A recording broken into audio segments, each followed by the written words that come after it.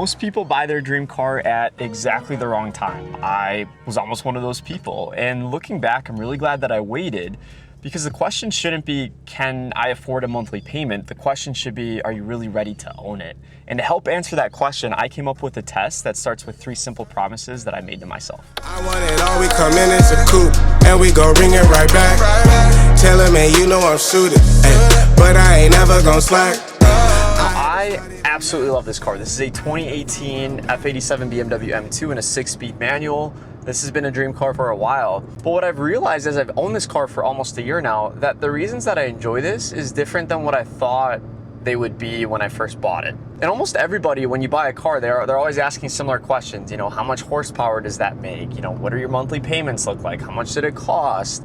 But no one ever really asked the question of, were you actually ready for it when you purchased it? And so I was reflecting on this and I figured, you know what, why not make a video kind of unpacking when I believe is the right time to purchase a car? The truth is, a lot of people really will mess up their finances when it comes to purchasing the car that they want to have. And I almost made that mistake myself. I mean, early on, I graduated college. I've told you guys in different videos, my wife and I had a significant amount of debt. We had about $80,000 of debt. I was making $22.50 an hour.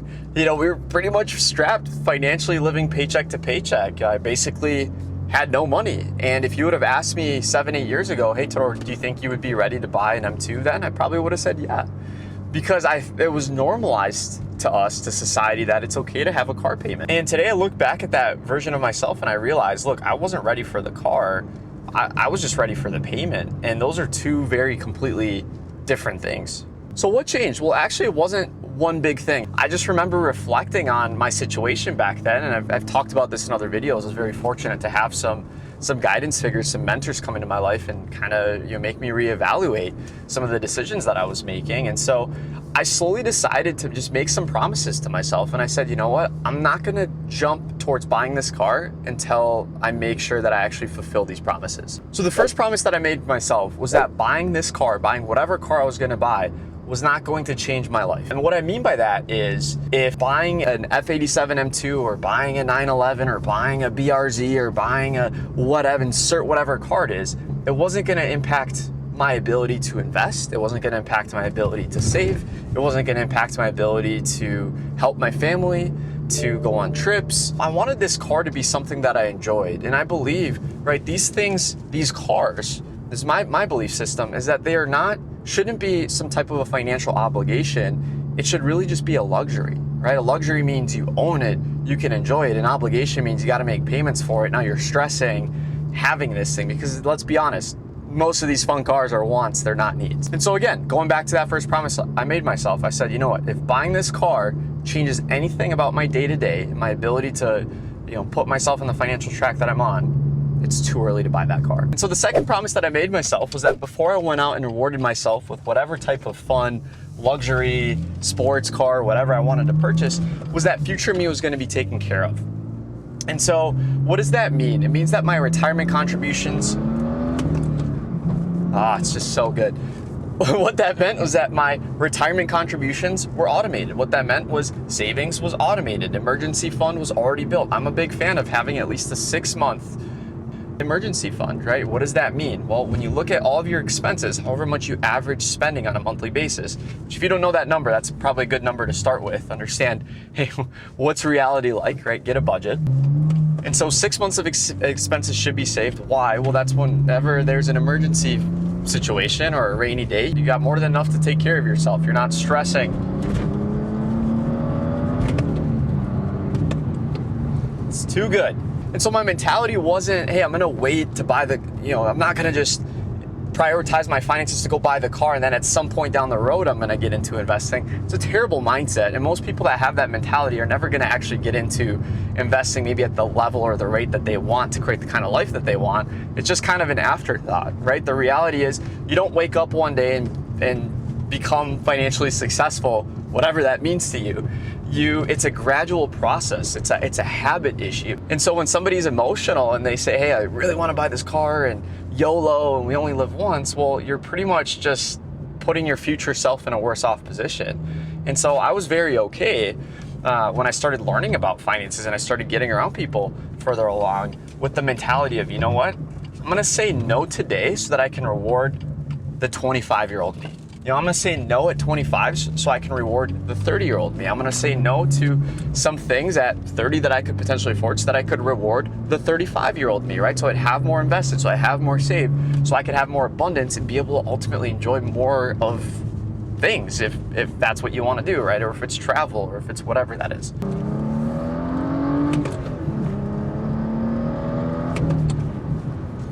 The third promise that I made myself is that I wanted options. And one phrase that I come back to over and over again is that income creates options. You need income to have more options. And so when I graduated college, my options were very limited because I only made 50 grand a year. I was pretty strapped financially. And instead of trying to budget my way into my dream car, which technically I probably could have afforded a payment, I would have been absolutely like paycheck to paycheck if that were the case. And that was where my mentality was. I said, you know what, instead of doing that, I'm gonna invest in myself. I'm gonna invest in becoming more valuable. So I ended up getting some certifications. I ended up paying to go to a cohort. I ended up transitioning in my career. I went from making about 50 grand a year to tripling that over the course of about a year. And then here's the thing, even at that point, could live a very comfortable life. But I said, you know what, no, like there's more here, right? The same principle that got me to here can get me to the next level. So even at that point, tripling a job income, I didn't go and say, hey, now I can go buy the car. I said, hey, let me take some of the skills and the things that I've learned and the money that I've made. Let me further invest that. Let me further prioritize building a business. Let me delay my gratification so I can continue to scale that. Over the course of the following, so at this point we're a year, two years out of college, over the course of the next 5 to 6 years, my wife and I scaled a company that crossed over $250,000 a year in revenue. And that gave us even more options. Now keep in mind, a lot of you will hear this as a car person. I remember I just heard this, like just getting really impatient and thinking that, hey, you know, building wealth needs to be some type of a sprint. Like, do you need some type of urgency to really make things happen? Yes, I believe that's important. But I also think it's really important to understand that it's more of a marathon than it is a sprint. And really to create any type of sustainable skills through the form of a business that can create reoccurring revenue and can allow you to do well, it's a matter of learning some core skills. Okay, and once you have these skills, this is what's gonna get you paid. And so the reality is, starting out early on, I sucked at entrepreneurship. Like if you were to look at really where my wife and I were 2 years into our entrepreneurial journey, you'd be like, no way this guy's gonna ever create anything substantial. And the reason that is because we were building skills. We didn't have the skills needed to really be able to crush it in building companies. Some of these skills are gonna differ from company to company. Maybe I can make another video on what some of these particular skills were in the future. But that's the biggest thing. Focus on growing your cash flow because income will create options. Now the test that I used once I had worked on some of these 3 promises, right, to kind of get a gauge for, hey, like do I really feel like I'm ready at this point, was going back to, hey, if I went out and bought whatever car it is I wanted to buy, could I figuratively take all that money, throw it away or light it on fire, and the next day would my life change? And if the answer is no, nothing would change. You could still be able to invest at the rate that you've been investing. You can still be able to save. You can still go on the trips. You can still be able to help your family. You can still do all these things. And your life would be completely unchanged whether or not you have the car or not. I believe at that point, then it's a good time to really be able to go for it. The thing that I didn't expect is buying the dream car doesn't magically make you happy. I mean, the first few days, I remember 3-4 days after I bought this car, I felt on top of the world. I felt absolutely incredible. I mean, all my family and friends, it was so exciting being able to show them everything that I had talked about for so many years and finally coming to fruition and being able to tangibly show them this car that I bought. But you know what happened is after those few days went by, I felt the exact same way. It was the same person with the same doubts and insecurities and anxieties was looking back at me at night when I was brushing my teeth, and I realized that things don't create happiness. It's so cliche. And of course, everybody always says it, that gets the thing. I was a little bit hard-headed. And I was like, maybe I'll be different. No, not different at all. Exact same thing. And what I found is after those couple of days, again, my natural predisposition went back to, okay, well, if that didn't fill the void, what's the next thing? Maybe it's a GT4. Maybe it's a Porsche GT3. Maybe it's a GT3 RS if I'm doing really well. And I just realized it's like these things, it's fleeting. And what I'm a lot more proud of than the fact that I have this car which I'm not here to say is some incredibly fancy or out of reach vehicle. But what I'm incredibly more proud of than having this car is who I've become in the process to be able to afford this car. Okay, so that's maybe one thing to reflect on, right? You want a car, right? Rather than focusing so much on car, money, whatever it is you need, focus on, okay, who do I need to become? What do I need to change to put myself in the trajectory to actually be able to afford this thing? And there was one thing that really opened up my eyes. I recently listened to this. It was a podcast, and they had the people, they said, hey, you know what, close your eyes and really envision the dream life that you want, okay? And like really give yourself permission to dream. This camera just died, so I'll just finish here. And they said, give yourself permission to dream. Think of everything, right? Car, house, boat, maybe plane.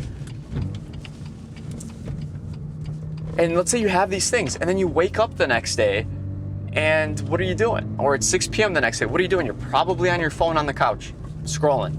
And you're probably doing the exact same things that you're doing today. The only thing that it changes having these things is it changes your scenery. You're looking at different things, but fundamentally it doesn't change you. So that's why I believe it's really, really important to identify what's the new version of you that you need to work to grow to become to be able to afford the things that you want. That's one thing. A lot of my fulfillment, my happiness rather, I find as I've grown in my spiritual walk, as I've grown my relationship with God. And then the importance of every single day, just taking some time to reflect and just be grateful for what we currently have in the day that we have ahead of us. I'm not saying everyone here has to follow my roadmap. I'm not saying that you need to make the same amount of money that I did or do things exactly the same way, but I do think it's important that before you just jump into some emotional decision, you take some time and you reflect on, hey, what standards do I want to uphold before I go out and buy this car? Or hey, what promises do I want to make to myself? What type of person do I want to become? And I guarantee you, if you guys follow this roadmap or follow your own personal roadmap that feels right for you in your current circumstances, you're going to feel a lot better off actually buying the car. And I just genuinely believe be a lot more happy actually driving it. So I hope that video helped, guys. Thank you so much for watching. I know I'm just kind of doing loops here, but this car is a blast. I wish it upon all of you guys to be able to afford your dream cars and I believe purchase them the right way. So please follow along if you guys enjoyed this video. I'm gonna make more videos like this. I've got some modifications coming to the F87 M2. Would love to have you join. And with that, hope you all have a great day. Thanks so much for watching. We'll see you in the next one. I want it all, we come in as a coupe, and we go ring it right back. Tell him, man, you know I'm suited. Ay.